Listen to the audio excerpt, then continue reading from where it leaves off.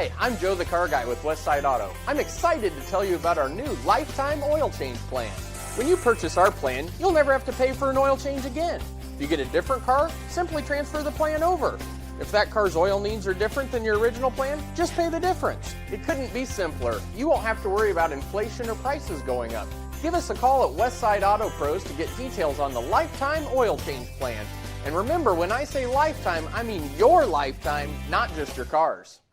Our team at DeArmond Ford Indianola are committed to giving you an exceptional ownership experience. As a family-owned business, my dad and I are in the dealership every day to ensure you experience the DeArmond difference. Our core values of hard work, honesty, trust, and integrity are what we build our business on. Experience the difference at the all-new DeArmond Ford Indianola, where you'll actually enjoy doing business.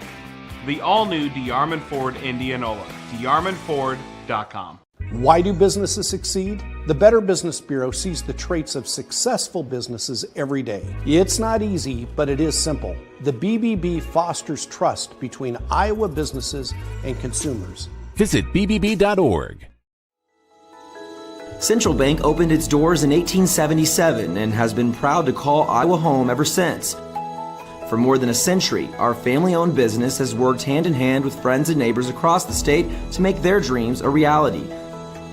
Come visit us at our new location on Hickman and Waukee and see how Central Bank can make it happen for you.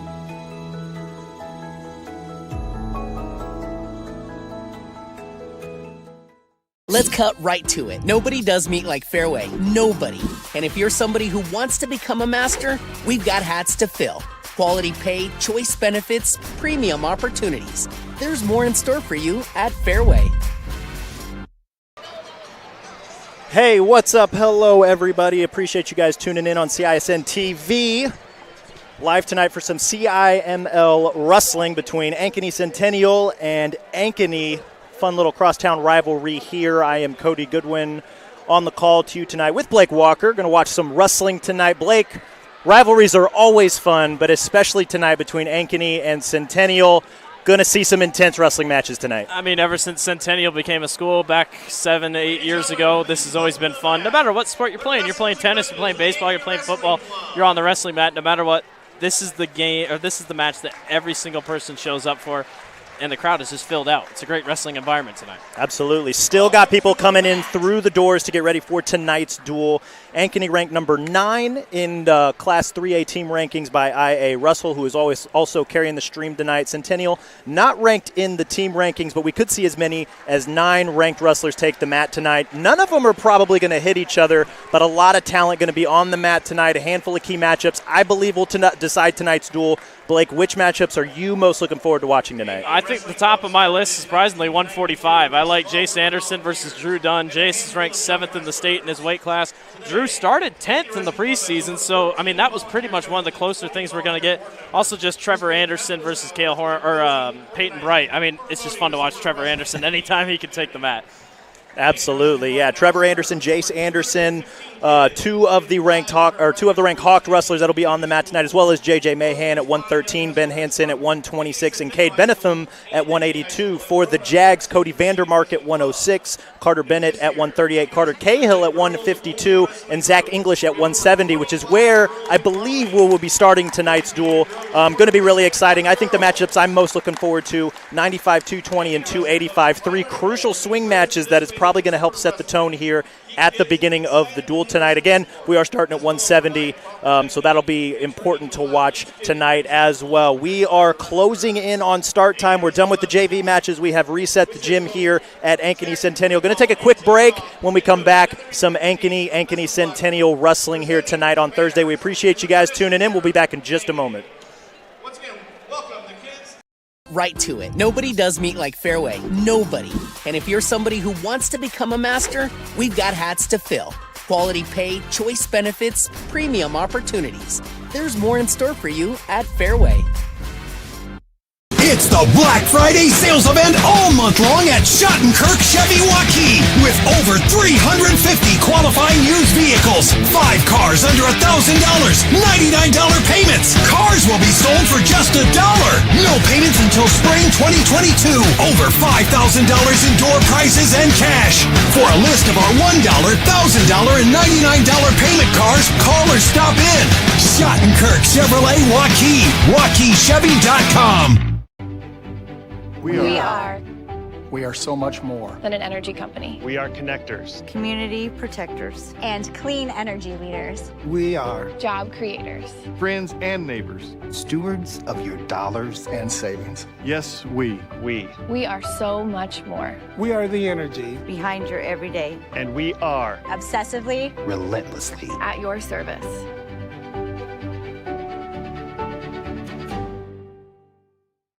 Holt's Plumbing and Heating continues to be one of Central Iowa's fastest growing plumbing, heating, and cooling companies. I'm proud of what we've accomplished at Holt. Our team is leading the way in providing the latest in home comfort solutions, and we have fun doing it. Our passion is to be the clear first choice for all your plumbing, heating, cooling, and home service needs. At the end of the day, a job well done and a happy customer means everything to us. Just one more reason why more and more Central Iowans are saying, let Holt handle that. Let's cut right to it. Nobody does meat like Fairway. Nobody. And if you're somebody who wants to become a master, we've got hats to fill. Quality pay, choice benefits, premium opportunities. There's more in store for you at Fairway.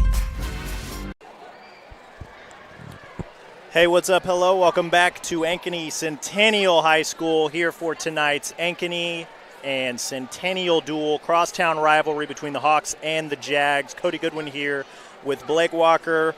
We'll be with you tonight on the call. Looks like we are getting ready for intros here, getting ready for the varsity duel. Blake, tell you what, man, you kind of hit on it there at the beginning, just the fun rivalry between Ankeny and Centennial. What is it about this rivalry that you think tends to bring out the intensity between both schools, right? I mean, I think it's that crosstown aspect. I mean, you see these people everywhere you go. I mean, you could go to local Casey's and see someone from your other side. It's unbelievable because no matter what in this rivalry, one team can be really bad record-wise, and the other team can be really good. It does not matter. I.e. football this year. Centennial really had no business winning that game this year. And Centennial came out. Don't tell folks that on the north side. Don't tell folks that on the north side. That's just kind of how it is. It does not matter record-wise. No matter what, either team is going to bring out their best. I mean, when it's such thing as bragging rights, especially in wrestling, which Iowa takes incredibly prideful, anything can happen against Ankeny and Ankeny Centennial. Absolutely. Always love good rivalry matchups in any sport, really. The basketball contest between these two. You mentioned the football contest. I imagine, especially in another one that comes to mind, soccer. Both of these schools take a lot of pride in soccer. But especially here, wrestling season, this is going to be really exciting. We mentioned before at the early part of the broadcast, as many as 9 ranked wrestlers could be on the mat, as well as many other talented wrestlers. Both these programs do a phenomenal job developing talent. We just watched the Ankeny Wrestling Club. They were out on the mat beforehand. Jack Wignall, head coach at Ankeny, Jay Groth, head coach at Ankeny Centennial. 2 excellent coaches that have been doing this for quite a long time as well. And you can tell just not by the number of talented wrestlers that they have on this year's teams, but also the number of wrestlers that they've been able to send off to the next level. One that comes to mind immediately, Caleb Rachi, who multiple-time state champ, 4-time state finalist for Ankeny. He's now a wrestler at Iowa. Centennial has sent a number of wrestlers to wrestle at the collegiate level as well. Just excellent stuff, not just, developing really good teams, but developing really good talent to send off to the next level. And, we're going to see a handful of guys tonight that are going to be college-bound wrestlers, I believe so. And here comes Ankeny Centennial. Ankeny's taking their spot on the bench. Centennial making their way to the mat to do a couple laps before we get started here. I think we're going to hit intros before we start wrestling tonight.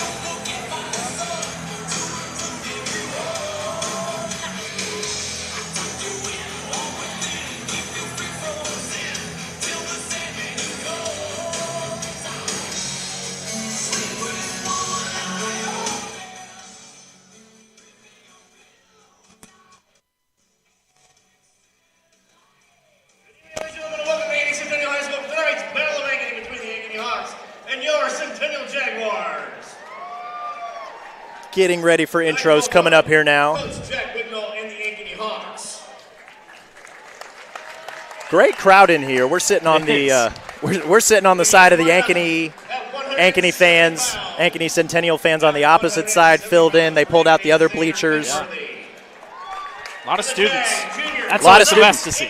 I think that's what makes these rivalry duels a lot more fun. It's once you get the students involved, because not only do obviously the wrestlers want to win their matches, wrestlers and coaches want to win the duel, but kind of like you mentioned, bragging rights. I was going to say. You know that these guys and these girls are trading words, trading texts all the way out throughout the week, and you know that they're going to continue to do that even more afterwards, depending on how the result goes.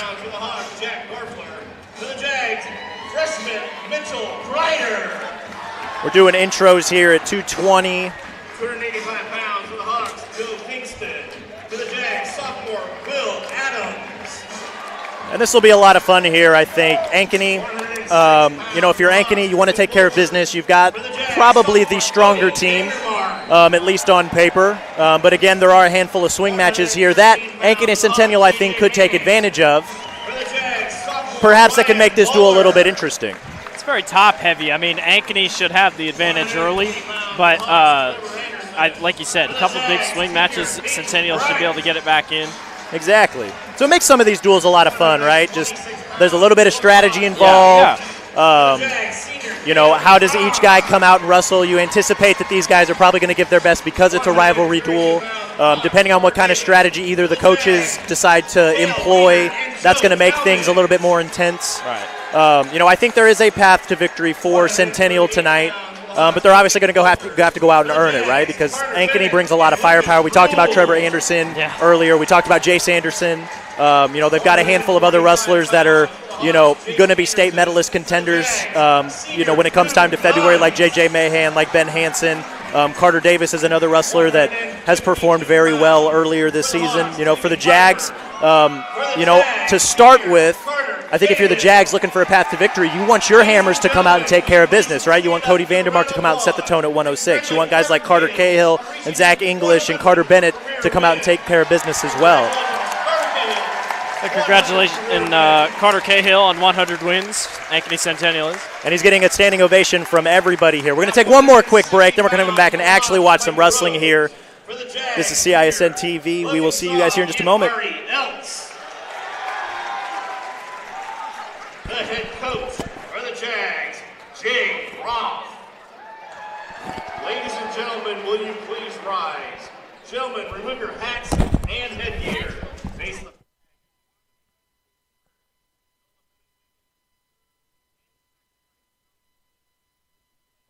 A Black Friday sales event all month long at Schottenkirk Chevy Waukee with over 350 qualifying used vehicles, 5 cars under $1,000, $99 payments. Cars will be sold for just $1.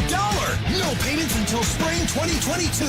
Over $5,000 in door prices and cash. For a list of our $1, $1,000, and $99 payment cars, call or stop in. Schottenkirk Chevrolet Waukee. WaukeeChevy.com.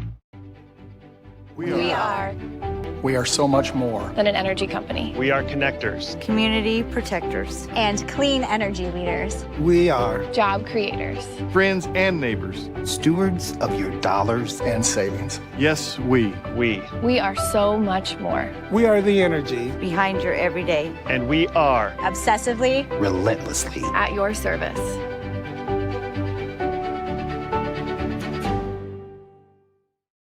Hi, this is Chris from Fireplace Superstore, and you've probably noticed there's shortages on most everything in the market today. Well, Heat and Glow has helped us out this year, and they are focusing their energy on their gas fireplace inserts. So if you've got a drafty old wood-burning fireplace and you want to get it retrofitted into a beautiful, high-efficient gas fireplace, come see us. We will have product to sell you. Heat and Glow gas fireplace insert from Fireplace Superstore, 109th and Douglas in Urbandale, just west of Homeacres.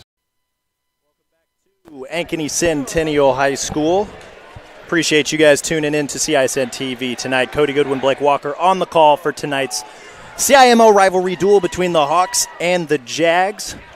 It's loud in here. It's not going to quiet down no matter who ends up taking tonight's duel.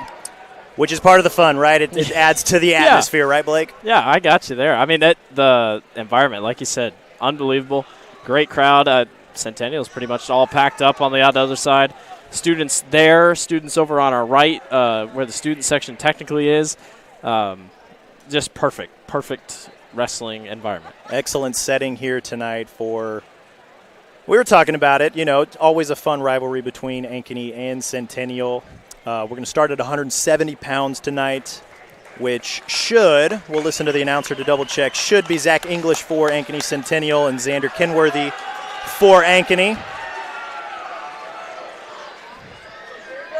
English ranked 9th in his weight class coming into this one. On the mat, 170 pounds.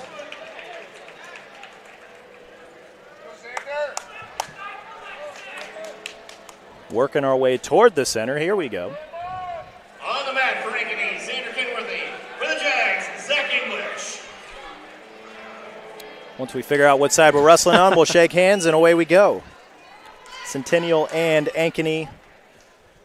Xander Kenworthy for the Hawks. Zach English, as Blake mentioned, ranked 9th at 170 pounds by I.A. Russell, who is also carrying tonight's stream. If that's where you're tuning in, we appreciate you spending your Thursday evening with us for some CIML wrestling action. Nice little dump, head outside. Looked like a fireman's carry, but English does just enough. They go out of bounds near the edge, and Kenworthy did not initially hear the whistle. Yeah. He kept going a little bit. We'll restart in the middle, and the crowd's already letting him having it. Wow.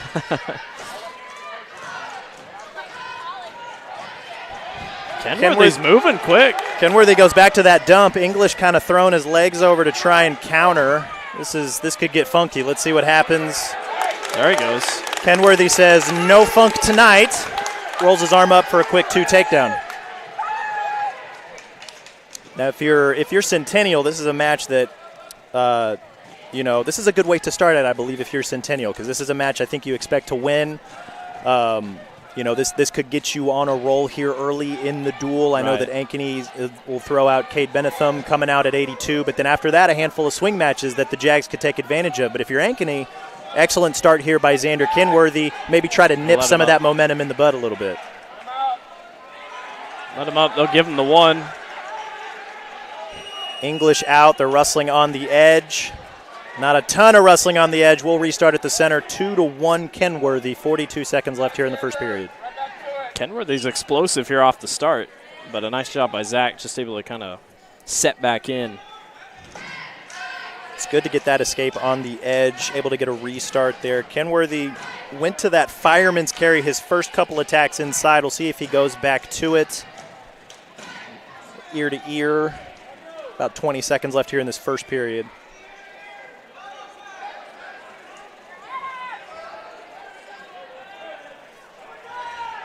It's kind of stuck right now. There's a shot at time. There he goes. Oh, excellent little ankle pick there for Zach English. Going to take a 3-2 lead, keep Kenworthy flat. He'll take that 3-2 lead into the second period. That excellent. Was perfect. Excellent attack there. Was able to kind of bring Kenworthy's head down. We'll go to the replay here. Brings Kenworthy's heads down. If I can talk correctly. Here it comes. Nice little ankle pick. Just drops, picks it up, drives him through for the takedown. Excellent stuff there from Zach English. 3-2 lead here. And what's crucial about that, scoring at the end of periods doesn't allow your opponent, obviously, a chance to respond and potentially score points back. That gives English the 3-2 lead, and he'll start the second on bottom. He's going to get a – no. Thought he might escape there. He's trying. There it is. He's out with a 4-2 lead.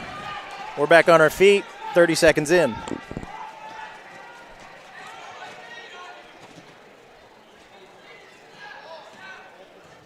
Back to these head ties. That's where English was able to get that ankle pick. We'll see if he goes back to it.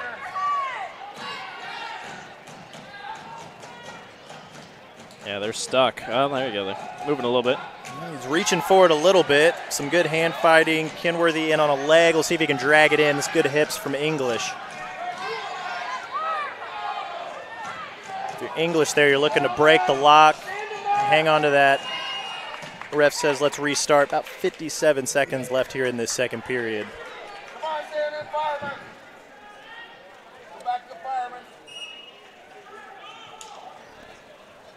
See, English has kind of avoided the ties that allowed Kenworthy to get to those fireman carries in the first period.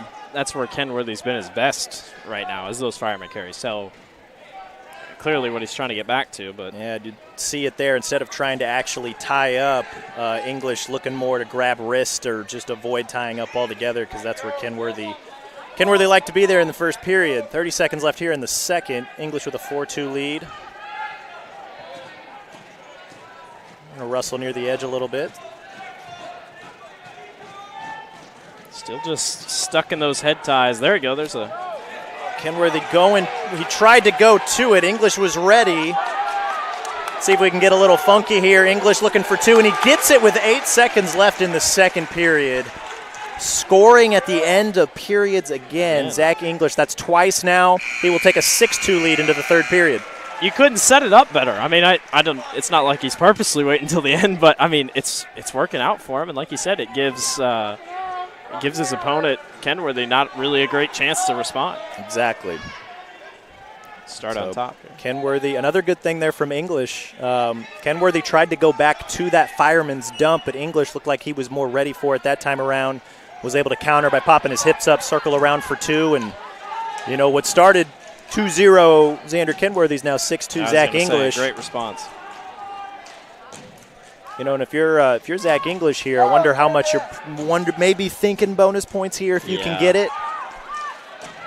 Bonus points, obviously, if you win by 8 points, a major decision. If you win by 15, a technical fall. And obviously, if you win by pin, each of them worth more points on the team score. Regular decision, only worth 3, a major worth 4, a tech worth 5, and a pin worth 6.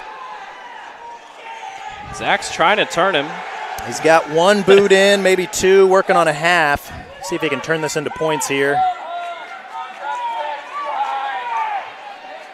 If you're Kenworthy, might be trying to think about popping your hips up a little bit. Stuck right now. English doing a good job here. A minute left in this match.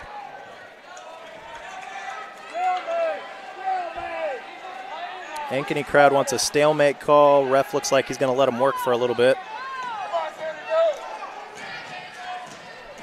Well, if trends are what we're doing, I mean, English will score here in the next 30 seconds. Not a stalemate, but a stall call on Xander Kenworthy, his first. English down on his hip. Kenworthy popping his hips up. Let's see what happens. 30 seconds left. Got to think he'll get an escape here in a second. Nope, he gets the reversal. Wow. 6-4 here, 20 seconds. Let's see what Kenworthy can come up with. That's an impressive turnaround. I don't think he's going to have to go to work here quickly if he's going to want to try and tie this match. Running out of time. Looks like Zach's going to escape. Not sure that he's going to get the necessary points, so Zach English kicks this thing off. 6-4 win for Ankeny Centennial, and the Jags take a 3-0 lead after the first match. Exciting bout there to kick things off at 170. Yeah. Nice start to the night. Absolutely. Zach English, 6 unanswered between the first and third periods. Take a 6-4 win over Xander Kenworthy. We're bumping to 182 now. On the map for Centennial, Sam Watson, Ankeny, Cade Benetham. Cade Benetham from Ankeny at 182. Sam Watson from Centennial. Second match of the night, Kent Benetham ranked 3rd in the state at 182 by our friends at IA Russell. Sam Watson, not a state-ranked wrestler. Cade Benetham is, and we're starting to see why. He immediately goes head in the hole, racks up a cradle. Ref holding 3 near fall, but Cade's still holding that cradle. He wants more. Let's see what he can do with it. Talk about a shell shock. Flips him to his back. Watson trying to bridge off. That is a tight cradle from Cade Benetham. Ref holding 3 near fall, but he's not going to get those points until he lets go like that. 3 near fall for Cade Benetham, a 5-0 lead, just 43 seconds into the first period. I don't even think Watson got a chance to blink right off the start. Just a quick head snap through his head in the hole, locked up a cradle. And right off the restart, Benetham has him flat again. Let's see what he can do here.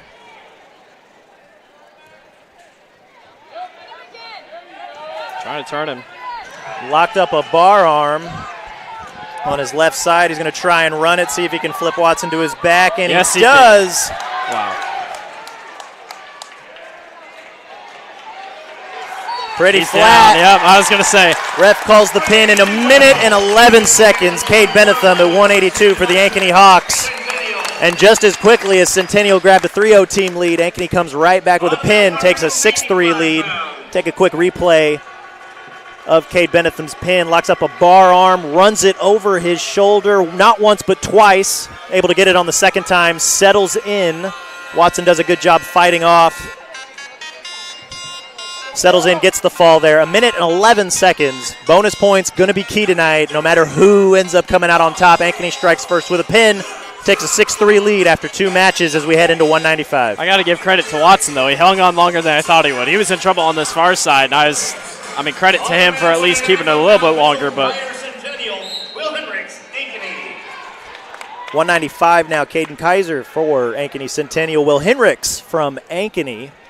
This is one of those swing matchups that could go either way. It could, yeah. If you're Centennial, you want to win these swing matchups, score bonus if you can, to try and counteract the number of ranked wrestlers that Ankeny has in their lineup that are still coming. If you're Ankeny, you obviously want to win these swing matchups to just continue to bolster this in your favor, and especially following it up a pin at 182. If you're Will Henricks, try and keep that momentum rolling if you're the Hawks, and he does there. Quick go behind, return to the mat, scores 2 there near the edge, just 40 seconds into the first period here. Yeah, that was nice. Got him right up. Easiest way you can get some points there. It's good stuff there from Will Henricks. Multi-sport athlete for the Hawks, was an excellent receiving threat for the football team that made the Class 5A state championship in the fall. Clearly a talented athlete going to work here against Caden Kaiser midway through the first period here. Might want to watch those almost a class call. Not quite, but almost. He's turning pretty well underneath, but locks up a bar arm tilt. And if I'm Caden Kaiser, I would try to keep off your shoulders there. Will Henricks, full set of back points holding from the ref. Excellent little bar arm tilt there from Will Henricks. Ref holding 3. Again, you got to let the lock go for the ref to award you your points, and there they are. 5-0 lead for Will Henricks with 30 seconds left here in the first period. Yeah, it's almost like Kaiser hit his back shoulder against the mat. He didn't react quick enough. And yeah, the Ankeny crowd wanted a pin real quick, and I'll tell you what, another second or two, they might have had Probably would have been. Give Kaiser credit for just the awareness to find a way to roll off his back. And nice recovery. Nice little roll through there from Kaiser. Looked like he had his hips out, but Will Henricks following the action there, able to keep him down, and looks like he's going to take a 5-0 lead into the second period here at 195.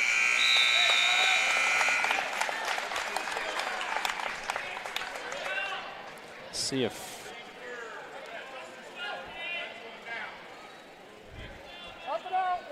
Henricks thinks he can get a quick escape here. I wouldn't be surprised. Not just an escape, he scores a quick reversal less than 5 seconds into the second period. 7-0 lead now for Will Henricks. And if you're Will Henricks, if you got a 7-0 lead early in the second, you're probably thinking bonus points. See what he can do. He's got a boot in. Kaiser's popping his hips up. Interesting position here. There he goes. He might have a cradle on that far end. Let's see if he can roll it through. There he goes, starting to pull it. This is the beauty of length, ladies and gentlemen. Yeah, I was going to say. Will Henricks rolling up a cradle. Full 5 count from the ref. He might be getting more than 5. And there it is. He gets the fall. 2 minutes, 46 seconds. Will Henricks back-to-back pins for the Ankeny Hawks, and just like that, 12-3 lead for Ankeny after 3 matchups. Let's check out this replay. Will Henricks with the pin, was able to lock up the cradle after throwing a boot in. Rolls Kaiser to his back, gets the initial 5 count, but was able to stick his knee in the side. You see his right knee down below. He's able to settle Kaiser in, gets the fall. 2 quick pins for Ankeny. Just like that, goes from 3-0 Jags to 12-3 Hawks as we head into 220. Mitchell Greider and Jack Dorfler. A couple of freshmen I here was at gonna 220. say. You don't often see freshmen at heavy weights when it comes to CIML wrestling teams, but we got a couple here on the mat tonight. They are going at it. I was going to say a shot from Dorfler, recovery by Greider, and then a recovery to the recovery by Dorfler. We got some action here about 20 seconds into this match. There's a shot. Goes to that head outside again, but Greider does a good job extending him. Let's see if we can get another recovery here. Boy, Greider was doing a good job keeping up with it, but that time, nice job by Dorfler. Got underneath his leg, was able to get him down to the mat. Dorfler went back to that head outside shot, got extended again, but kept with it. Was able to keep his lock, bring the leg in, step up. Good finish there. 2-0 lead as we hit the midway point of this first period. 220 pounds. Gives him an escape. Escape for Greider. I don't know if Dorfler said, let's just go back to the top. Hey, that's where it was most exciting. I feel like the fans are going to like this. These guys just decide to wrestle on their feet.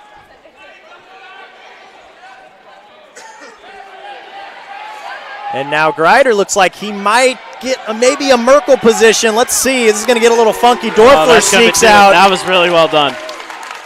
Excellent stuff there from Jack Dorfler. Second takedown of this match. 30 seconds left here in the first period. A 4-1 lead. And he seems content to work on the mat this time. Almost the same exact position we saw here in the beginning.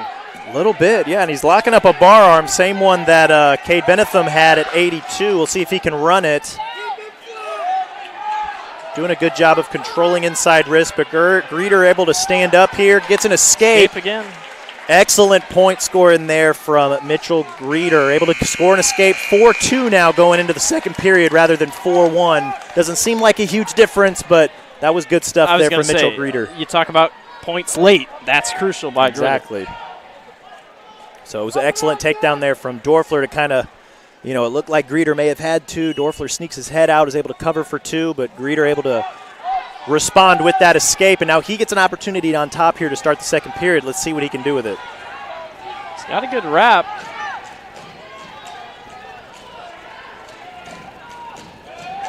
Oh, now he's going for a head inside cradle. Let's see what he can do here. Can he turn him? He had the lock for a minute, and then Dorfler's able to kick free, stand up. There's the escape. That was pretty good, though, for that second. It looked like he was going to be able to turn him. I was wondering what he was going to be able to do with it. A nice low single right off the edge, but Dorfler feeds him some hips. And we got a scramble situation. Barely. Let's see what happens. That's two for Centennial. That might have been an early two call. Ankeny fans. I don't know that I would have given him two there, but we're going to roll with it. 5-4 now for Dorfler. Now Ankeny wants two. We should pay attention to the knee there, ref. Ankeny thinks Dorfler has a reversal. I think if he turns around the other, whoa, there's the reversal. There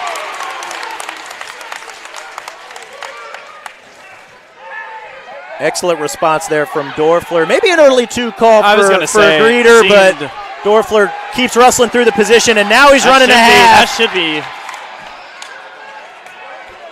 Got an exciting matchup here between a couple of freshmen at 220, man.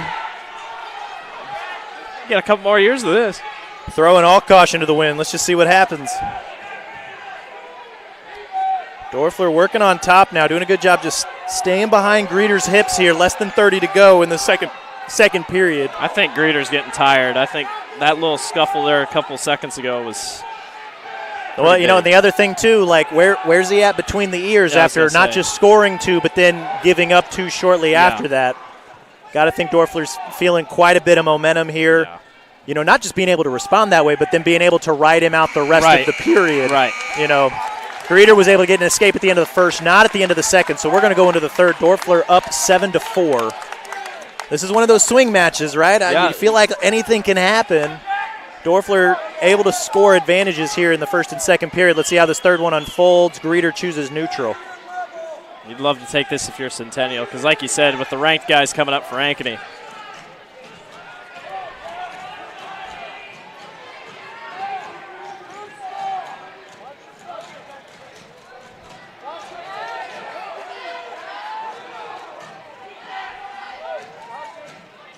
Gonna wrestle near the edge there. 30 seconds, about 30 seconds into this third period. There's a shot. Right really as an Ankeny parent was wanting a stall call, Greeter dives in for a head outside, but Dorfler trying to cover. Let's get funky. Not quite two yet, but we'll keep wrestling. Close there. Not quite. Greeter doing a good job hanging on that leg. If Dorfler can clear the lock, he'll be able to cover for two there on the edge. We got about a minute left here in this third period. Ref says let's restart. Yeah. Greeter looked like he was content to just sit and wait, but 7-4 here, a minute left. Still plenty of time. The way this match has gone, there's a lot of things that could happen. Greeter goes underhook, tries to snap down. Dorfler doesn't give it to him. He's trying everything in his bag of tricks right now. That's a good shot. Dorfler responds by shooting in, but he gets extended. Greeter trying to circle behind. He's going to get two. There it is. That makes it 7-6, 40 seconds left. Greeter says, let's go to our feet. Doesn't give the escape. Dorfler gets the escape. No, they'll take the escape. Greeter back down two again on the edge. Oh, my gosh. 8-8 with 27 seconds left. Centennial, they want him to let him go again. One escape for Dorfler. Oh, again! Oh, my gosh! Look at that. Greeter takes a 10-8 lead. Should be 10-9, I believe.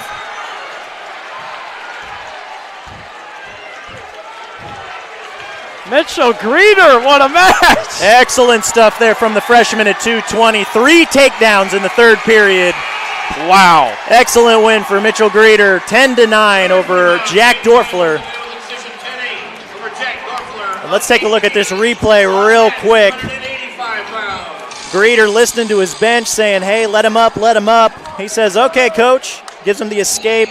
9-8, shoots in a beautiful double leg takedown. Less than 20 seconds left. That's the match winner, 10-9. 2-2 in matches, but bonus points have the Hawks up 12-6 after 4. We'll be right back after this quick message.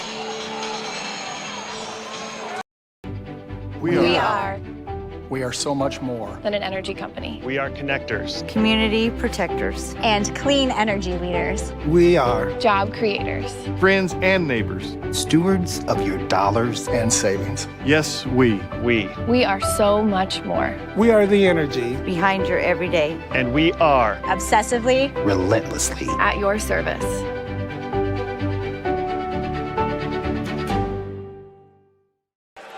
Welcome back to Ankeny Centennial High School, CISN TV, CIML Wrestling on a Thursday night. Ankeny versus Ankeny Centennial. Cody Goodwin and Blake Walker with you on the call tonight. 12-6 Ankeny after 4 matches. We just got done watching a thriller at 220. Mitchell Greeter, 3 takedowns. And just like that, Joseph Kingston from Ankeny, he wants to give the Hawks another pin. We'll see if he can get it. The ref gives it to him. 31 seconds there. Big Joseph Kingston pins Will Adams. 3rd pin of the night for the Hawks. 18-6 lead now. Let's check out this replay, guys. Holy smokes. Joseph Kingston just goes front head, underhook, throws him right to his back. And when the boy's that big, that's real hard to flip off. 31-second pin there. Joseph Kingston, 3rd pin of the night for Ankeny. 18-6 lead after 5 matches. We're going to circle back to the top of the lineup sheet. 106 pounds now. Cody Vandermark from Ankeny Centennial. Truman Folkers from Ankeny. Going to be hard to try and match the fireworks from the last 2 matches, Blake, but let's see what these kids got. Yeah, Vandermark ranked 10th. Pretty solid. But it's Folkers who strikes first. Say. Nice little start. Nice shot and finish there in the center of the mat. Let's get you caught back up on what we've seen so far. 5 matches in. 3 have gone to Ankeny, 2 have gone to Centennial, but all of Ankeny's wins so far, all have been by pins. Cade Benetham at 82, Will Heinrichs at 95, and we just saw Big Joe Kingston at heavyweight. All pins, 18 team points. Centennial gotten wins from Zach English at 170, and then a very exciting rally to win at 220. Mitchell Greeter 10-9 over Jack Dorfler. That's where we're at after 5 matches, 18-6 Jags. And now Truman Folkers, quick takedown gives him a 2-0 lead over Cody Vandermark. Folkers just a freshman, Vandermark a sophomore. Been through the CIML gauntlet already once. Got to think that experience might help him a little bit as the match goes along, but Folkers, good start here as we've crossed the midway point of the first period.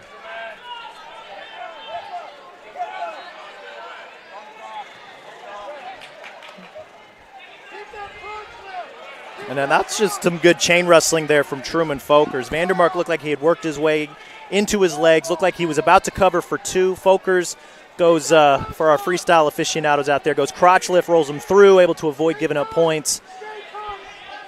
Now Vandermark back again in on the legs. 15 seconds left here in this first period. They're on the edge. See if he can work to score points. Folkers doing a good job of just trying to drape over his hips there. Tries to roll him through again. Oh, nice reverse. Excellent stuff there from Truman Folkers. Good chain wrestling there a little bit.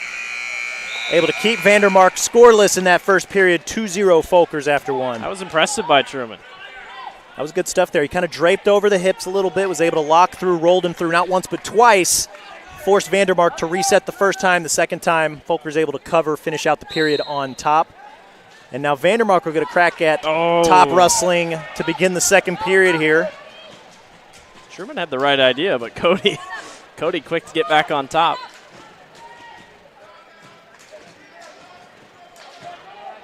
Vandermark doing a good job of working wrist, but Folkers staying active. Wears you out on top a little bit when the bottom guy continues to be active, come up. You got to force to bring him down. You're not able to really work. You're more riding, and that can take some energy from the top guy. And Cody never seemed to really be in control in that first, so. No, he did a good job of trying to execute action, but give Folkers credit, man. He was able to kind of counter that action by rolling him through and able to keep him scoreless here. We're about 50 seconds into the second period. Vandermark still, he's working, runs a half there. Let's see if he can get it. Folkers has his hips out. Whole lot of nothing there as we've hit the midway point of this second period. Cody's trying to turn him. I mean, he hasn't wrapped his foot yet. But.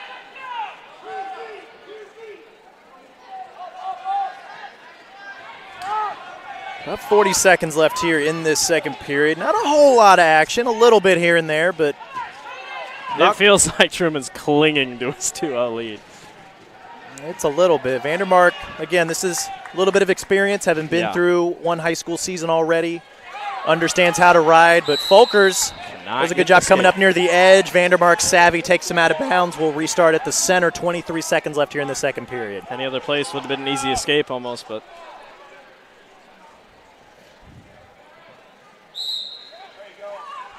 Vandermark again brings him back down.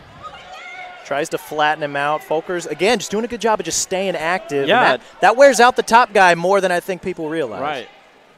I mean, he's not going to his back. He's doing a really great job keeping set on the stomach, but. Looks like we're going to end this second period the same way we started it. Vandermark on top, Folkers on bottom, but Folkers with a 2-0 lead going into the third period, excuse me. Vandermark wants to go down. Was close to a couple of reversals there in that first period after giving up the first takedown. Let's see what he's got here to start the third. This be a nice little win on Truman's resume here. A lot can happen in 2 minutes as we saw at 2:20. I was going to say, you can change in the span of 10 seconds. It's a nice little roll from Vandermark. See if he can pop his hips up. A savvy technique there from Truman Folkers, able to kind of hook his ankle with his ankle. Wasn't allowing Vandermark to throw his hips all the way over. He maintains control 20 seconds in.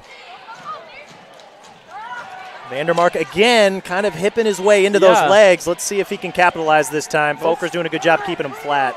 Both doing a great job just not getting in too, crazy of situations. And I'll tell you what's really helped Folkers now and even again in that first period, just kind of draping over the top, making Vandermark carry his weight a little bit. He had a hold of the ankle.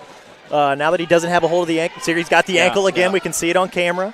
But he's kind of draped over him a little bit, is able to kind of keep that crotch lift a little bit. Doing just enough to, try and keep Vandermark from reversing him. But Vandermark looks like he might get it this time. Let's see what happens. We got a scramble here. Still none. Under a minute. If you're Vandermark, I'd say back up, get your escape, and let's wrestle on your feet the last 40 seconds. Doesn't look like he's up. There's your ref officially gives him one. 2-1 now, 40 seconds left. Vandermark working out of a front head. Let's see what he got here. Folker's doing a good job of hanging on to that elbow. Trying to attempt, but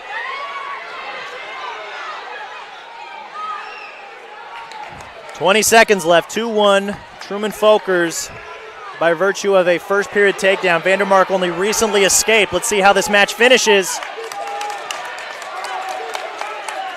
10 seconds. Truman Folkers Got again his leg, hanging yeah, onto that leg. ankle. He may score two himself here. And he did. Does at the gun. That's a nice win. 4-1 win at 106 pounds for Truman Folkers over Cody Vandermark. Big win there for the Ankeny freshman. Puts Ankeny up 21-6 after the first 6 matches here tonight, 4 of which have gone to the Ankeny Hawks. That's why we've got a lopsided score. Headed to 113 now. J.J. Mahan from Ankeny, Ryan Muller from Ankeny Centennial. Buckle up. We're getting to a couple more ranked wrestlers coming up. Isaac O'Toole instead of J.J. Mahan, according to the announcer. Interesting. All right. Well, wonder if that means we may see some weights bump I was up. gonna say, maybe. I'm seeing J.J. over on Ankeny's bench. He just threw his sweatshirt back on, so we'll see what happens. You know, because if you're Ankeny, you're sitting, you feel good about where you're at right now, gotta right? like where you're at. You've won 4 of the first 6 matches. You've scored 3 pins. You got a nice little upset win there at 106 pounds. Truman Folkers over Cody Vandermark. You know, kind of be interesting to see what they do with their lineup here. Muller's in good position here early, though.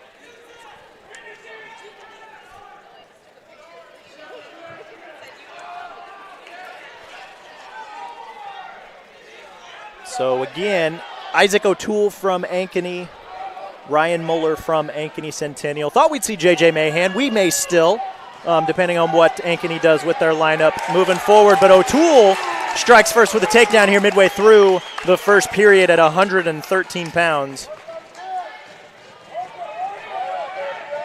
And now he's got a bar arm. Let's see what he can do with it. He's got Muller flat. Yeah, he's got him right where he needs him. Just keeps turning, trying to eventually push him. There's a good one right there. He's going to run that bar over.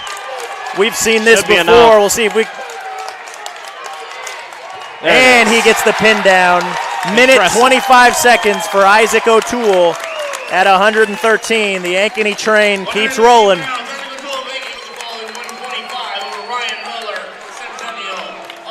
Just so quick. I mean, just never really got a chance to take a break. I know, right? Checking out the replay here.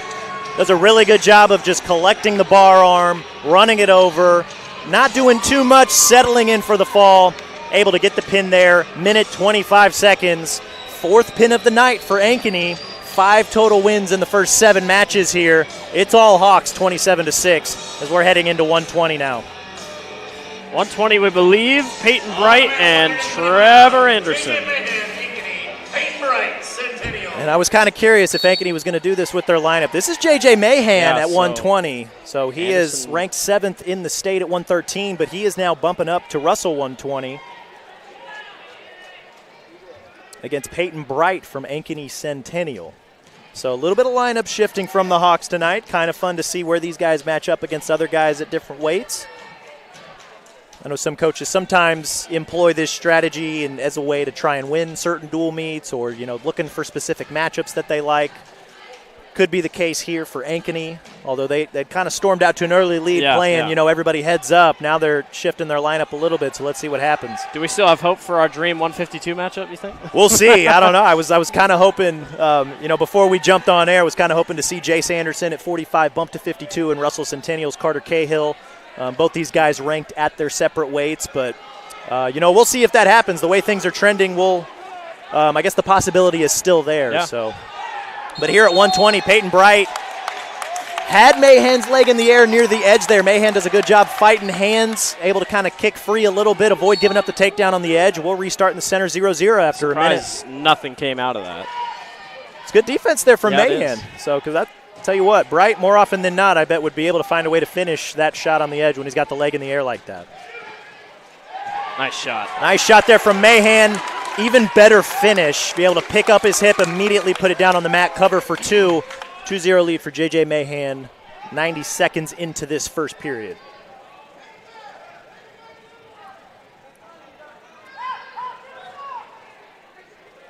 Now he's locking up his own bar arm, trying to get a tilt there, see if he can reset and run it. We've seen a handful of Hawk wrestlers run that bar arm for pins already in this dual meet.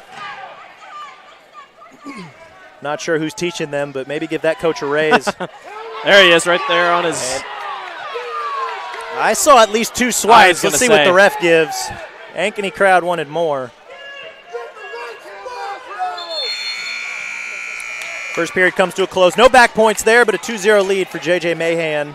Like you said, definitely a couple more chances. I thought he had maybe swiped twice. Maybe it was 2 1 counts. You know, we're high up here. We can't hear, but Ankeny crowd wanted some back points, did not get it. Mahan will start the second period on bottom. And this is the interesting thing about lineup changes like this. Mahan normally a 113-pounder. How much does the weight difference? I mean, we're talking 7 pounds here, right? 113 to 120. It doesn't seem like a lot, but sometimes it can feel a little bit more when you're down there on the mat. Got a guy on top of you, your perspective changes a little bit, you know? Yeah. Bright doing a good job of, staying in the center of his back, also doing a good job. He was picking that ankle, but Mahan, excellent hand control, up, pops his hips out.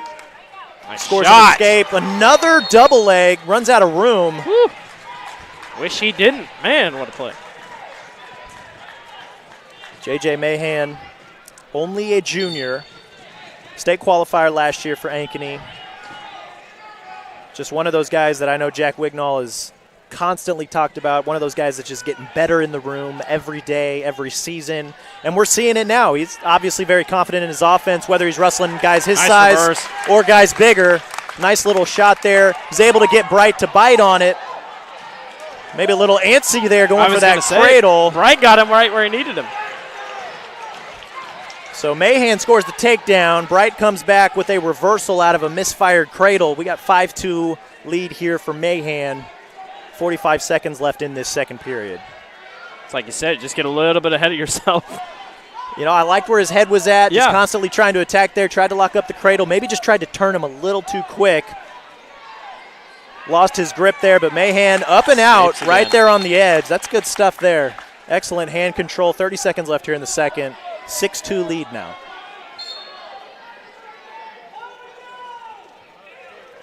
That's a nice level change there. Mahan, excellent hips there to counter. There's 2. I don't know. I guess that's 2, but I don't know. Bright still has the leg. That looked more 2 than, maybe one of the other matches where it didn't look 2. I forget which one it is right off the top of my head, but Mahan here, 8-2 lead now. Looks content to ride him out of that funky position there. We end the second period, 8-2 lead for J.J. Mahan. Ankeny's normal 13-pounder, up wrestling 120. Peyton Bright from Centennial. Handful of takedowns here. I think some bonus points here, possibly. I was going to say, if you're Ankeny, you're thinking bonus points again here if you can get it. So 8-2 lead, got a 6-point lead. 2 more points gives you the 8-point threshold for a major decision. Well, and we thought coming in 50 points was probably a good goal for Ankeny tonight.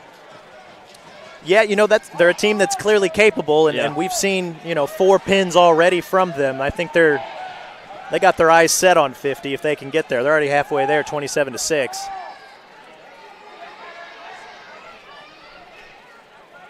Mahan doing a good job of staying behind Bright's hips. Looked like he has the wrist locked up. I think he's maybe trying to set up a tilt.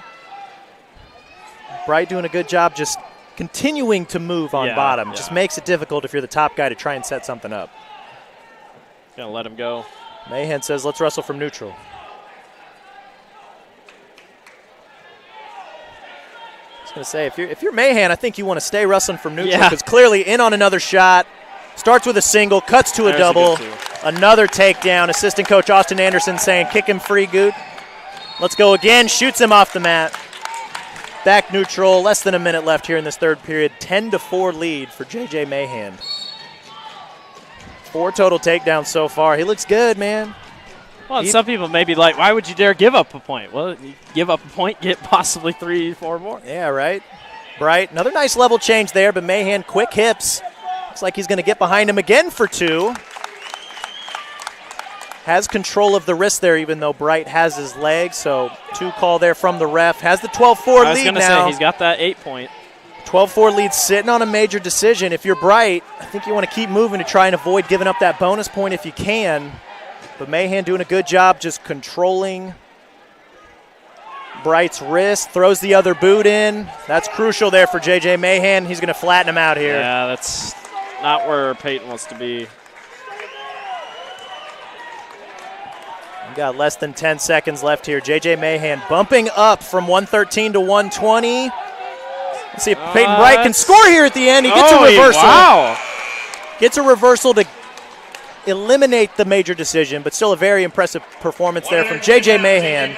He knew it, too. I mean, he just, you know, you can win a match, but you could just tell J.J.'s like, man, didn't want to give that up. Excellent showing there from J.J. Mahan. We're going to take a break here in just a second. We'll come back to 126 pounds. You're listening to CIML Wrestling on CISN TV. Hi, this is Chris from Fireplace Superstore, and you've probably noticed there's shortages on most everything in the market today. Well, Heat and Glow has helped us out this year, and they are focusing their energy on their gas fireplace inserts. So if you've got a drafty old wood-burning fireplace and you want to get it retrofitted into a beautiful, high-efficient gas fireplace, come see us. We will have product to sell you. Heat and Glow gas fireplace insert from Fireplace Superstore. 109th and Douglas in Urbandale, just west of Homeacres. This is Trevor Anderson. Welcome back to CISN TV. CIML Wrestling on a Thursday night. Ankeny versus Centennial. Cody Goodwin and Blake Walker here with you. We appreciate you guys tuning in tonight. 126 pounds now. Trevor Anderson bumping up from 120 to Russell Calhoun of Centennial. Trevor strikes first there for a takedown 40 seconds into this first period. Been all Hawks tonight. Yes. And I know that this was another wrestler that you were looking forward to watching tonight. He's just so fun to watch. I mean, Northern Iowa's getting somebody really good in him. 2-time state champ, looking for 3. He's just fun to watch. 2-time state champ, 3-time medalist. The one year he didn't win it, he took 3rd. Trevor Anderson, freestyle All-American. One of the best prospects, senior prospects in the country. Yes. And excellent lightweight recruit upcoming for Northern Iowa, Doug Schwab and the Panthers. That's awesome when they stay close. You know, it's just. I tell you what, man, I've been covering wrestling for, about 6 years now in Iowa, and I tell the kids this too. I'm always selfishly a little excited whenever the in-state kids pick one of the in-state schools because that means I get to watch them from up close a little while longer. Yeah. And Trevor Anderson especially, been awesome to watch him the last few years. 2-0 lead here, 30 seconds left in the first period. He's working on top. Ankeny fans want a stall call on Hran. Not sure they're going to get it yet. Maybe as the match progresses, we'll see. Trevor doing a good job riding half. So we hit 10 seconds left here in this first period. I mean, Hran hanging in, only giving up 2 through 1 period. I'd say that's. It's not bad, and he made Trev work on that finish for the takedown. So, in the first period, Trevor Anderson with a 2-0 lead over Cale Hran. How'd we get here, folks? 30-6 Ankeny lead. Ankeny has taken 6 of the first 8 matches, 4 of them by fall. Saw a little bit of an upset at 106 pounds. Truman Folkers taking out 10th-ranked Cody Vandermark 4-1. And then just before this match, J.J. Mahan of Ankeny bumped from 113 to 120 to take out Peyton Bright 12-6. And now Trevor Anderson bumping from 120 to 126 here, wrestling Cale Hran. After that escape, a 3-0 lead, but Hran in on a shot. Let's see what happens here. Stall. Kind of a quick stalemate. Would have liked to have seen them wrestle through that, but we'll restart in the center. Despite Ankeny with the lead team-wise, best match of the night went to Centennial Wrestling. It did, yeah. There was Greeter. A thriller there at 220. Mitchell Greeter over Jack Dorfler, 10-9. Excellent rally there with 3 takedowns. Trevor Anderson scoring another takedown here for a 5-0 lead, 40 seconds into the second period. Score quick, score often. That's what Trevor does, man. He's been on quite the tear to start this season. Won the Dan Gable Donnybrook which was an excellent tournament featuring programs, not just some of Iowa's best programs, but some of the better programs around the region. Yes. He ran through that tournament with relative ease and, has continued to rack up big wins, won the Johnston tournament a few weeks ago. Now here kicking off the second half of their season. 5-0 lead here as we're under a minute in the second period. A good ride on Cale Huron takes him out of bounds. We'll restart in the center. Trev wants to wrestle on their feet.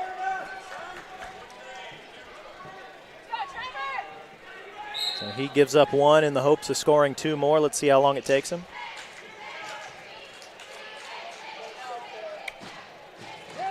Does not take him long. He scores around, covers for two. That's a 7-1 lead now for Trevor Anderson. 30 seconds left here in this second period. He says, let's get back up. Sometimes wrestlers just want to play takedowns like this. And then you get a shot like that, which sets you up for positions like that. Excellent shot there from Trev. Goes head inside, able to kind of run the pipe a little bit. Scores a takedown. 9-2 lead now. See if he wants to go to work on top. And he gets the fall there right at the end of the second period. We talk about scoring late. That was... Trevor Anderson tacks on a couple of takedowns, scores the pin in 3 minutes, 54 seconds. Another pin for the Ankeny Hawks. Let's take a look at this one.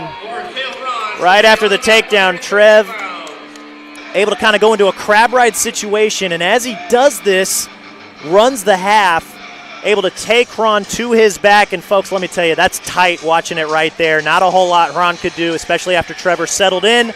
Another pin for the Ankeny Hawks. It's a 36-6 lead as we head into 132. I believe we got Carter Davis. Well, maybe if they're moving up, this might be. Is this Ben Hansen?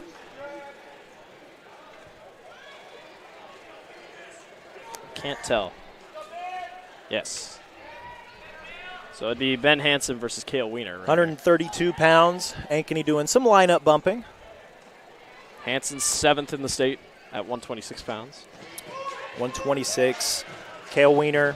This was a match that, at the beginning, you kind of look at it and it's like, okay, 132, kind of a key matchup because you consider it a toss-up now that they're bumping. Ankeny is bumping Ben Hansen up. Yeah. It's, I think even more crucial now for Centennial given the team score. But, this is, I think at this point, if you're Centennial, you want to kind of stop the bleeding, right? Ankeny has won 5 matches in a row.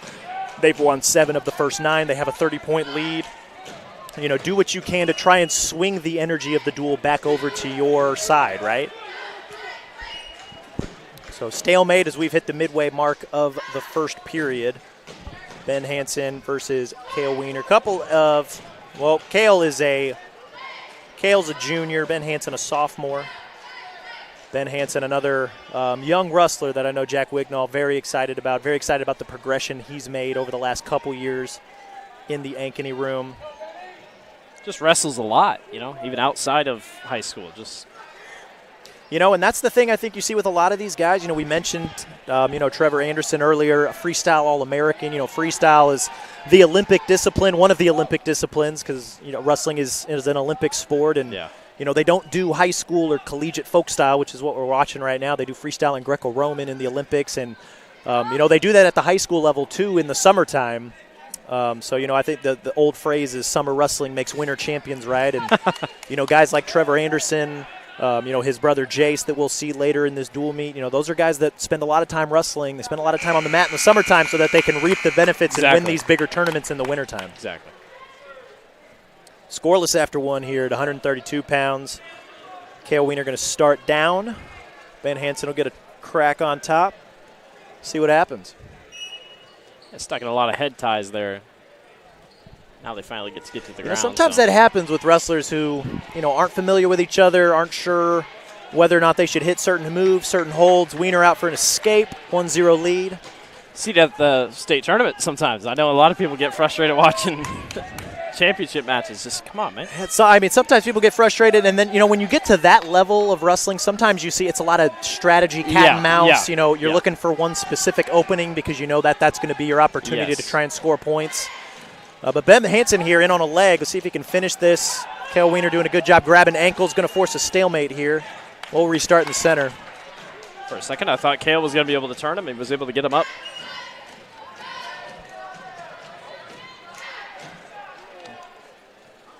Ben Hansen trying to grab wrist. Shot from space from Kale.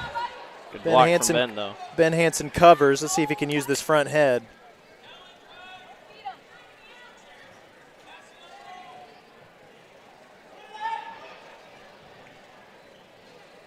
Good job from Kale Wiener to square back up, back to our feet. Under a minute left here in this second period. Kale Wiener with a 1-0 lead thanks to an escape in the second period. Scoreless otherwise this match. Nice little head outside shot. Trying to go for a dump there for Ben Hansen, but Kale Wiener's length proven to be a little bit of an issue there.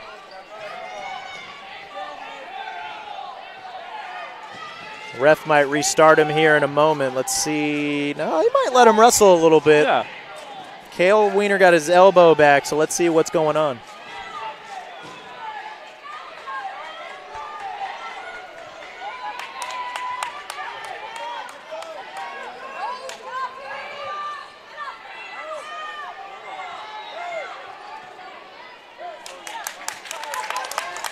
They squared up again, so that time Ben Hansen goes in for a shot. Kale Wiener gets the front head. Nothing comes of it, so 1-0 going into the third period here at 132 pounds. Ben Hansen says, I think I can escape and tie this thing. What are some of the biggest positives you think we see out of these guys wrestling up? You know, I think besides the challenge. Yeah, I was going to say the challenge is probably the biggest thing, just, it's another opportunity to compete for one, but also – you get to feel a guy that's a little bit bigger than you. You got to get to see what, if your moves, if your technique, if your attacks, and your defense works on a guy that might be a little bit bigger than you, a little bit stronger than you. And I think that can inspire confidence. Ben Hansen able to squirt out, get an escape here. We got 1:45 left and immediately in on a shot. Escape was all he needed to get himself going. Oh, and he goes after the head. Kale Wiener does a good job of keeping that head flat after able to shrug that off, but Ben Hansen looks like he's going to try to bring it back up. They're near the edge, so we'll see what happens. That was an excellent shot there from Ben Hansen, but maybe got a little too gun-happy trying to finish around the head. Ref says stalemate, let's restart. 75 seconds left in this match, 1-1. Quick shot off the whistle. Ben Hansen breaks ties. He's in a front head position. Let's see if he can use it.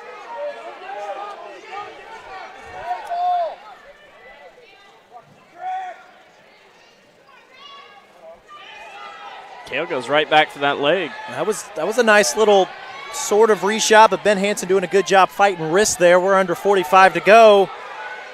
Trying to keep him square. Kale Wiener doing a good job hanging on to that elbow. There's really no advantage right now. A lot of folks might be like, where are the points? And I'm sitting here thinking, this is good wrestling, man. Oh, Ben tries to go the other way now, but walks right into Kale Wiener's arms. 20 seconds. 15 to go here. Ben Hansen still working that front head. They're stuck right now unless Ben can. This is trending towards sudden victory. And that's where we're going. All right. Free wrestling. Jokes. But, 1-1. 1-1 tie. Ben Hansen, Kale Wiener. Lots of action in that third period, but no points. So we'll take another minute to decide this one. Boy, Ben was ready to go. Nice job by Kale. Nice shot there from Ben. Good defense from Kale. Kale hanging on to that wrist, has a 2-on-1. See if he can use it. Nice shot. Did he get the leg? I can't tell. He's in on the leg. I'm not sure how deep he is on the leg, though, but if he's got it locked, he can pull it in and make something happen. But Kale Wiener doing a good job grabbing that ankle, stretching Ben Hansen out. Oh, now he's got a good chance here for Kale. Unless he escapes. This is funky. Let's see what happens. Oh, he put two down. Yes, he did. And there's two for Kale Wiener with 11 seconds left in the sudden victory. A 3-1 win at 132 pounds. Well done. And we'll check out this replay real quick. Check this out. Kale does a really good job hanging onto that ankle. Ben hanging on that leg maybe a little too long, and as he stands up, Kale drops into a shot, wraps around both legs, scores the easy 2. Third win of the night for Centennial. Second one in super exciting fashion. That was. 3 points for Ankeny Centennial, but Ankeny still holds very decisive team lead, 36-9, as we head to 138 pounds. I believe we're getting Carter Bennett and Carter Davis if they're continuing what they've done.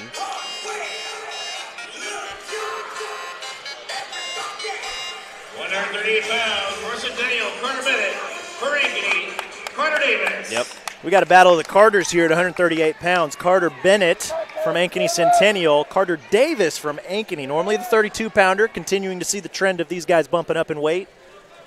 And let's see what happens. This could be a fun one. Bennett ranked 12th in the 138 weight class. Crowd saying, let's go Carter, and I'm not sure who they're cheering for. Carter Davis, though, in on a shot. Carter Bennett feeding him some hips and some hands. Let's see what happens. Oh, nice little leg pass. Let's get funky.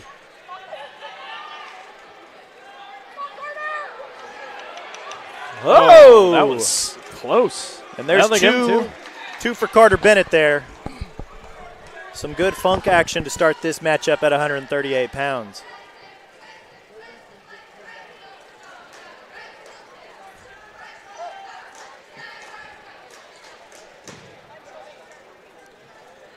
Now Bennett throwing. He's got one boot in, trying to keep Davis flat.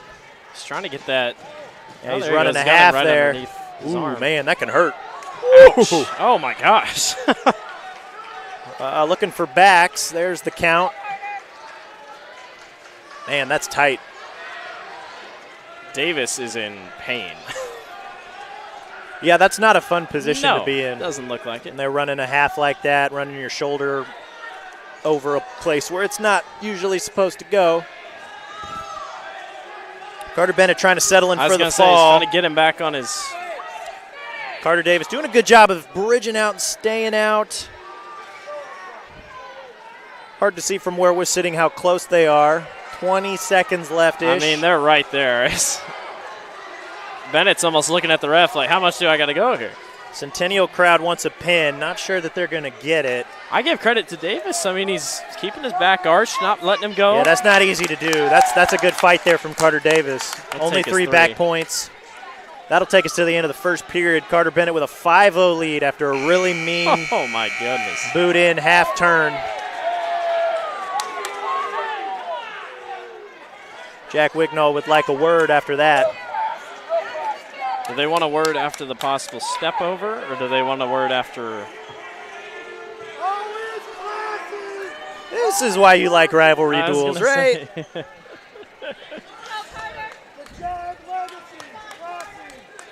Doesn't want anything to get super chippy, but yeah, you know, we've had a pretty good night. You know, there's some fun intensity. And there's a poke in the eye.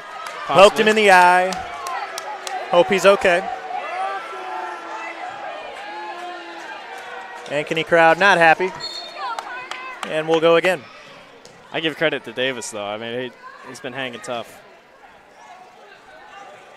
Nice shot. Better response there from Bennett. Stay on our feet. Fighting for inside control. That was some nice movement there, but Bennett savvy grabbing the elbow. Oh! Whoa! And they're going to keep wrestling. Oh, my goodness. No two yet, but Carter Davis coming out on top. Scores a takedown, almost had more. 5-2 now in favor of Carter Bennett. That was quick. I mean, that was like a switch. No, that was good stuff. So, looked like it started there. Carter Davis looked like he tried to neck wrench him over to the side. Bennett looked like he was about to step out into a takedown, but Davis does a really good job of covering. And now he's going for a tilt here. Bennett grabs the head. Good recovery by both. Ref standing in our way. Parents not taking into account that we are vertically challenged. At least I am. I mean, we're We're under a minute now here in the second period. 5-2 now in favor of Carter Bennett, who just got dinged for stalling. Ankeny crowd a little happier now. Oh, can he turn it full? Nice little spin through tilt, but Carter Bennett going to sit his hips down, score the reversal. That makes it 7-2, 20 seconds left in this second period. It's amazing. Davis thought he had a good chance, and then he had it locked up, but that's reverse. one of the things that you watch when these guys bump weights like this. There's 32 to 38 6-pounds. Again, doesn't sound like a lot, but when Bennett's able to kind of throw his hips over and sit, that's just especially if you're gonna run a tilt like that, it's got to be tight. It's got to be tight, and it's got to be really, the technique has to be good. These two are exhausted. 7-2 now, Carter Bennett heading into the third period. Carter Davis will get another crack on top.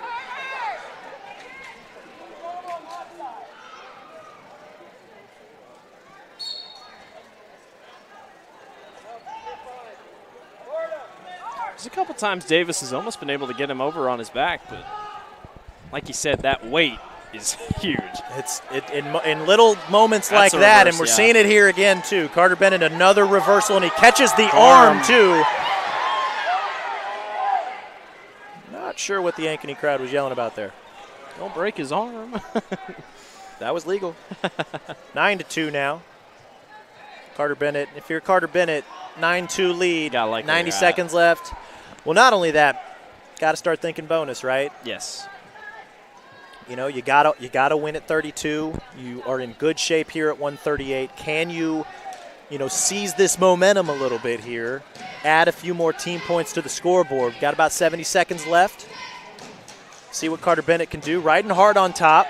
Showed that he can turn in the first period. Oh my gosh, he tried to turn him back over top. Little unorthodox way to get a boot in, but boot's in all the same. 50 seconds left. Now the ref tags Carter Davis for stalling. It's an eventful match of the Carters. There's a good reverse.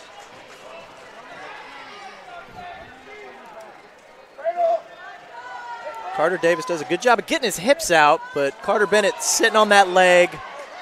Can he turn? No, he can't. Davis might sneak out a reversal here to end the match. And he does. 9-4, less than 20 to go. Saves yourself from possible bonus points being given out. Yes, it does. Ref's in our way. Just a good example of just continuing to wrestle through the position.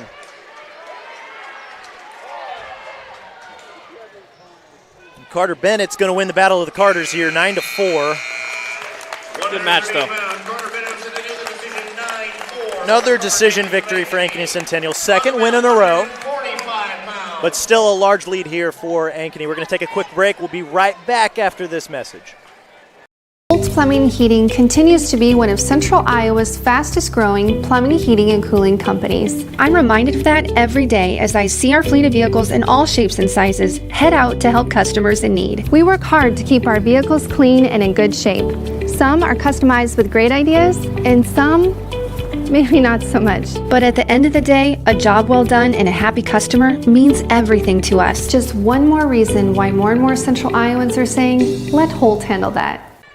Welcome back to Ankeny Centennial High School. CIML wrestling action tonight on CISN TV. Cody Goodwin and Blake Walker here with you tonight. 36-12 lead for the Ankeny Hawks over their crosstown rival Ankeny Centennial Jaguars. We got a fun one here, folks. 145 pounds. Jace Anderson from Ankeny, Lucas Bruhl from Ankeny Centennial. Two guys that have been wrestling for quite a long time. Two talented wrestlers here. Jace Anderson ranked 7th in Class 3A at 145 pounds. Lucas Bruhl, guy that's back wrestling now but had taken some time off earlier this season. Very talented wrestler who was, and you can see there, excellent shot there from Lucas Bruhl. And he's going to cover for not quite 2 on the edge. I don't know that I agree with that call. That was close. Ref's going to give him 2. Lucas Bruhl, very talented wrestler, not currently in the rankings just because of lack of matches this season, but this is a guy that was in and out of the rankings last season as a freshman. Looks like the refs, after a quick consultation, that 2's going to hold up. Oh. Wow. So, yeah, Lucas Brule, not a lot of matches this year. I don't think any in the first half of the season. But this is a guy that was in and out of the rankings as a freshman last year. Was a freestyle and Greco-Roman state champ in the state of Iowa last spring. So very, very talented wrestler. He's showing it here. Just a sophomore. Very savvy, very smooth. Jace Anderson's going to be in for a fight tonight. This is going to be a fun one. A nice little surprise because Lucas Brule not on our lineup sheet. No.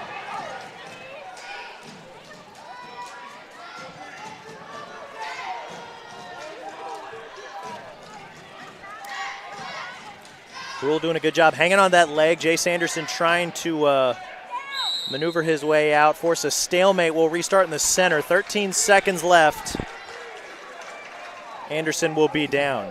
It's a big late point opportunity like we've talked about all night long. Yeah, can Jace capitalize here, or can Brule ride out for a scoreless first? Jace Anderson able to squirt out for an escape in just a couple of seconds.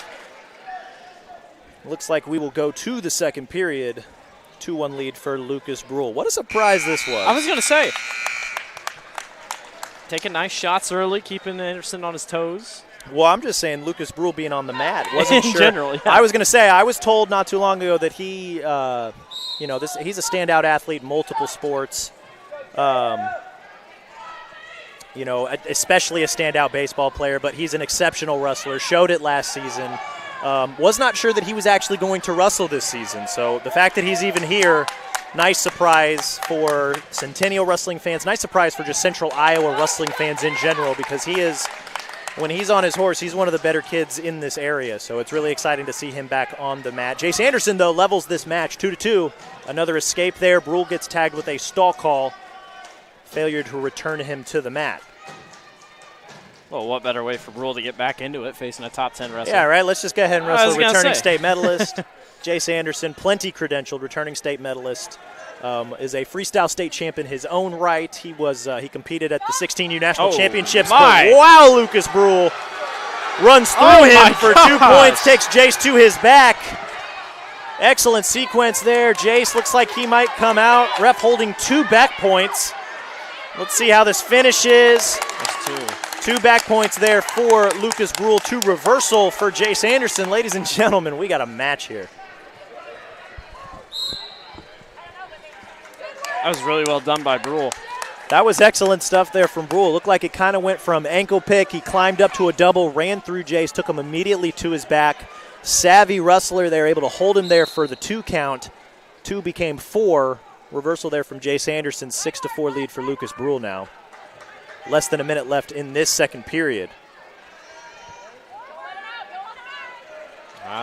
Gives up 1, though. Makes it 7-4.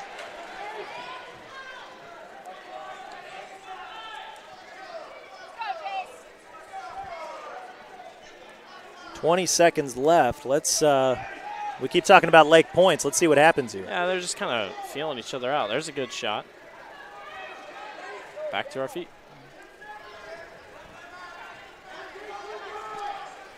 Under 5 left. Seem content to go to the third period. 7-4 lead for Lucas Brule. Here at 145 pounds. Gigantic lead for Ankeny on the team score, 36-12. But we got a fun one here at 145 pounds between Lucas Brule and Jace Anderson. I did some quick research on track wrestling. Lucas Brule scores an escape here for an 8-4 lead. This is Lucas Brule's first match of the season. That's a nice little shuck there from Jace Anderson. Can he capitalize? Oh, my. And he does not. Ah! Guys, this is so much fun. That was a really nice. That was an excellent shuck attempt there from Jace Anderson. Lucas Brule does an excellent job wrestling through the position, popping his hips out. No points there. We'll restart. 100 seconds left in this match. And he was ready to go. He sprinted right back to the center. Said, let's go. Start off 2022 right. This is good. Nice Jace Anderson takes him to his back. Oh, the Ankeny crowd is hot right now.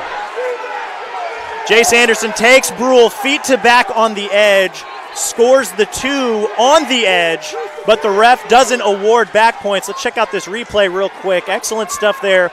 Jace Anderson using Brule's momentum to his edge, scores the 2 there, but ref smartly calls it out of bounds, stops calling near fall. We restart in the center.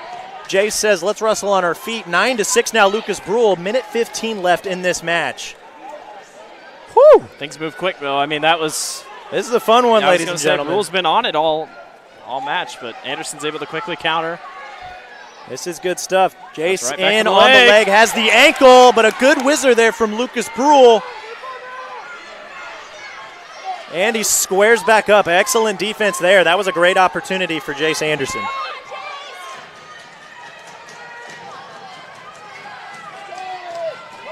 Oh, headlock attempt from Jace Anderson.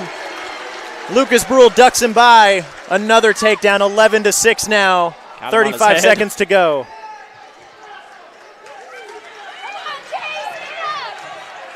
How awesome is this? Hey, you talk about a surprise. Like we said, nowhere on our charts.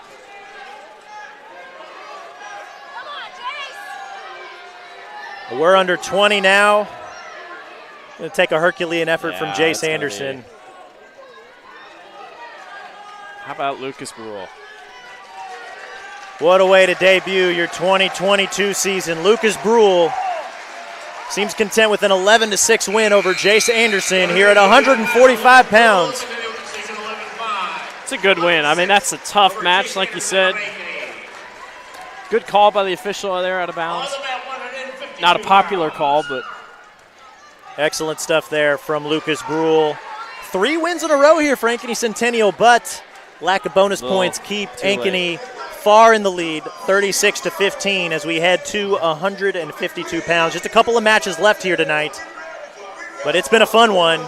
If you've tuned in with us from start to finish, Ankeny versus Centennial. Carter Cahill and I believe Tegan Pfeiffer, I think. Nope, Mike Rose. So Mike Rose drops down. Because we're on 152, aren't we? We're at 152 now. Carter Cahill from Ankeny Centennial, a quick 2. He is wrestling Mike Rose. No, not that Mike Rose.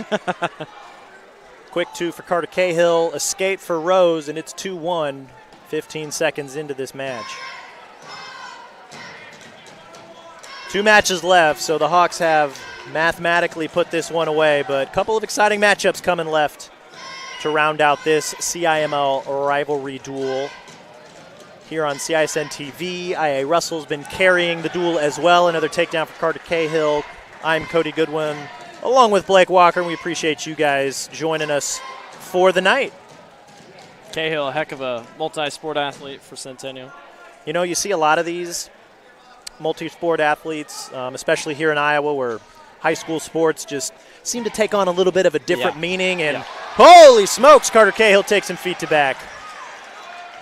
He might settle in here for the pin in the first period. Let's see if he can lock it up. Is that left shoulder back? I was going to say, it had to be there. That was pretty tight. That's 4 in a row. You got to be kind of kicking yourself if you're Centennial. Maybe a couple of those went your way in the beginning. Absolutely. Excellent stuff here. Let's check out that replay. Nice little feet to back throw there. Takes us to where we're at here. Carter Cahill just settles in. He has it wrapped up tight. Ref calls the pin. Just about a minute. And like you said, Blake, that's 4 straight wins for Ankeny Centennial. 36-21 here coming into this last match between the Hawks and the Jags. Which is it Logan Song or is it? It's got to be Logan. Logan Song versus Tegan Pfeiffer. Song from Centennial, Pfeiffer from Ankeny. So still a little bit more lineup shuffle, but excellent matchups all the same.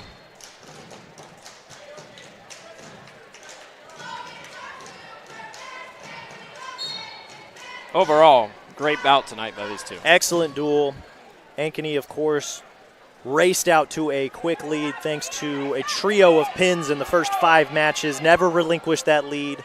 Continued to add on to it with, what ultimately ended up 4 or 5 wins in a row for them between heavyweight and flip back over all the way through 126. But Centennial I tell you what, man, if you're Jay Groth and you're Ankeny Gotta be Centennial, happy. you're feeling pretty good about the way not only your guys responded, but the way that you're going to be able to carry some good energy through the end of this duel, racking up a handful of wins. And here's Logan Song. Well, even a couple Ankeny guys ranked jump up weight classes. Either way, you're still beating some ranked guys. Right, yeah. Excellent response here, I think, for the Jags here down the stretch. May end up ultimately losing the duel, but you're going to be able to take some good energy back into the practice room tomorrow. Well, I guess not the practice room tomorrow. They're actually, Ankeny Centennial's headed up to the Clash in Minnesota. Excellent duel tournament that features teams from all around the region. Ankeny's going to head to Ames this weekend for the Jack Mendenhall invite. Logan Song's going to take Tegan Pfeiffer to his back here. Boy, they're looking for 5 in a row to end this thing. Looking for more than just the 3 back points the ref is holding at the moment. See if he's going to settle in for a pin here. That's tight, man. That's tight. It's like we said, this is going to be an Ankeny win, but I'm very impressed by Centennial's response. Less than about 5 seconds left. Let's see what Piper's got. He rolls through. That was tight. That was an impressive fight there from Tegan Pfeiffer. 3 back points for Logan Song, who will take a 5-0 lead into the second period.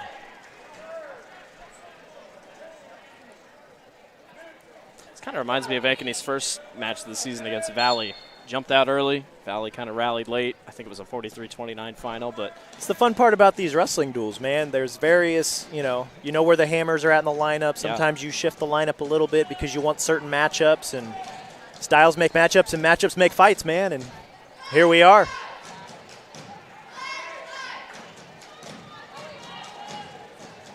Started neutral in the second period. 30 seconds in. Logan Song going upper body. Tegan Pfeiffer says, no thank you. Bails for 2, 7-0 now. Song in the lead. He's going to make this pretty close because if he gets a couple bonus points here, which he's in position, he's still got a long way to go, but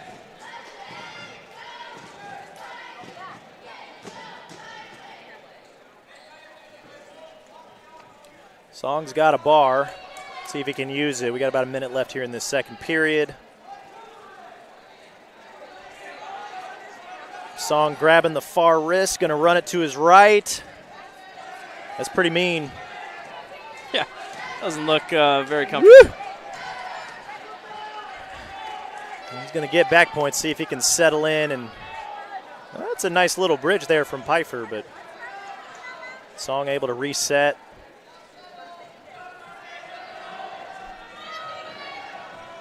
Might be hard to pin him from there. We'll see if Song, about 30 seconds left here in the second period. See if he Still can got time. Reset and settle in.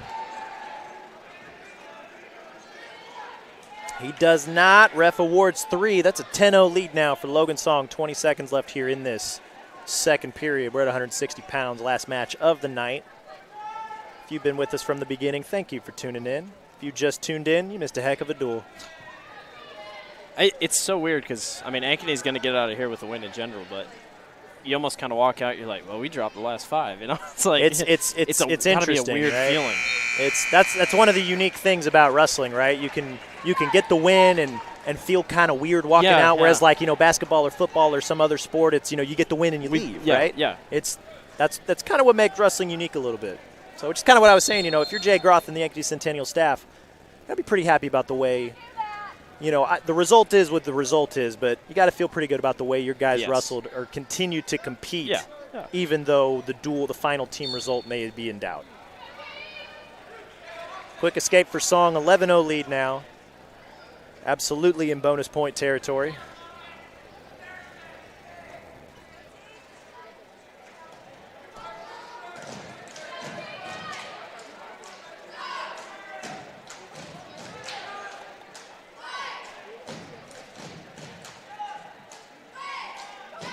Nice shot there from Pfeiffer. Better hips there from Song. He'll score 2 more. He's just racking him up here. He's up 13-0. One more turn, we could be looking at technical fall. Might get it. And there's 2 swipes at the very least. He's going to get the 5, so he's going to get the 3. It's going to be a weird position to readjust for the fall. He's trying to grab that hand. He won't get it, but he will get the 3 for the 16-0 technical fall. Logan Song. 5 more team points for Ankeny Centennial, who takes the last 5 matches tonight. Final score, 36-26 Ankeny. We are going to take a quick break. We'll be right back to recap this fun rivalry CIML duel. Ankeny Centennial Jaguars 36, Ankeny Hawks 26. We thank you. At DeArmond Ford Indianola are committed to giving you an exceptional ownership experience. As a family-owned business, my dad and I are in the dealership every day to ensure you experience the DeArmond difference. Our core values of hard work, honesty, trust, and integrity are what we build our business on. Experience the difference at the all-new DeArmond Ford Indianola, where you'll actually enjoy doing business. The all-new DeArmond Ford Indianola, DeArmondFord.com. Why do businesses succeed? The Better Business Bureau sees the traits of successful businesses every day. It's not easy, but it is simple. The BBB fosters trust between Iowa businesses and consumers. Visit bbb.org. Central Bank opened its doors in 1877 and has been proud to call Iowa home ever since. For more than a century, our family-owned business has worked hand in hand with friends and neighbors across the state to make their dreams a reality. Come visit us at our new location on Hickman and Waukee and see how Central Bank can make it happen for you.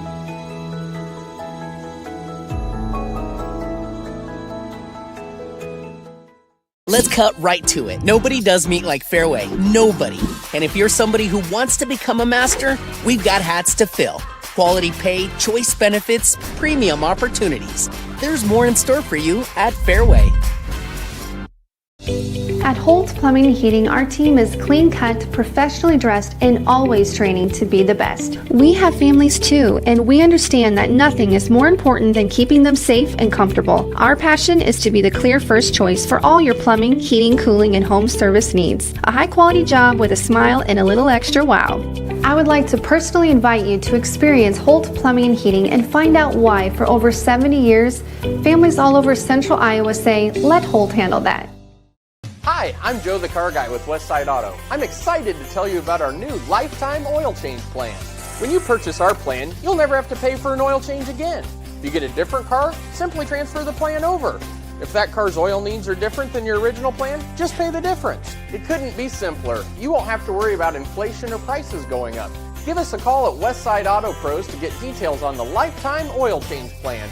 And remember, when I say lifetime, I mean your lifetime, not just your car's. Welcome back to Ankeny Centennial High School, where we just wrapped up the Ankeny Centennial duel. Final score 36-26 Hawks over the Jags. 7-7 in matches is what the way it ended up. Clearly indicated by the scoreboard about how close it was, but the Hawks take this one thanks to 5 pins. Jags counter with just 1 pin and 1 technical fall. Bonus points, the story of the night for Ankeny, who raced out to a big lead, right? They scored 3 pins in the first 5 matches, end up taking all 7 of their victories in the first 9 matches. Centennial able to climb back in by winning the final 5 matches of the night, but Ankeny does enough damage to take away the team score. Blake, what did you take away from tonight? Just great matches all throughout. I mean, our 220 match was one of the best of the night, then a couple upsets in there. It's like we talked about, 5 in a row from Ankeny. Centennial was quite down. And then Centennial rallies off and ends with 5 of their own. And, it's like we talked about. Yeah, it's a win for Ankeny, but you got to walk away and be like, man, we gave up 5 to end that thing. It's like you said, Centennial can go home with at least a little bit of positives. I'm excited to see where these guys go the rest of the season. I think 2 very good teams in general, and a great duel, a great crosstown duel that we love to see close and brought out the best in a lot of people. Absolutely. Excellent duel, excellent action. You mentioned the match at 220.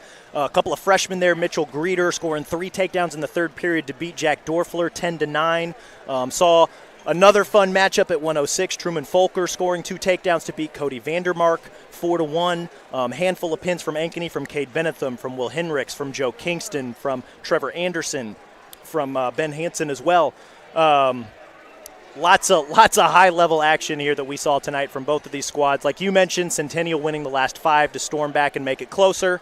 Lots of good action here. We got to see the return of Lucas Brule. His season debut takes out a ranked opponent in Jace Anderson.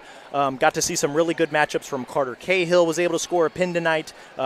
Carter Bennett was able to beat Carter Davis in a really fun matchup at 138. Lots of really good action tonight. Ultimately, the Hawks take this one home. Thank you again for tuning in. Whether you watched on YouTube on CISN TV or if you watched on IA Russell through Rockfin. For everybody here, for Blake Walker, I'm Cody Goodwin. We appreciate you guys tuning in, and we will see you next time.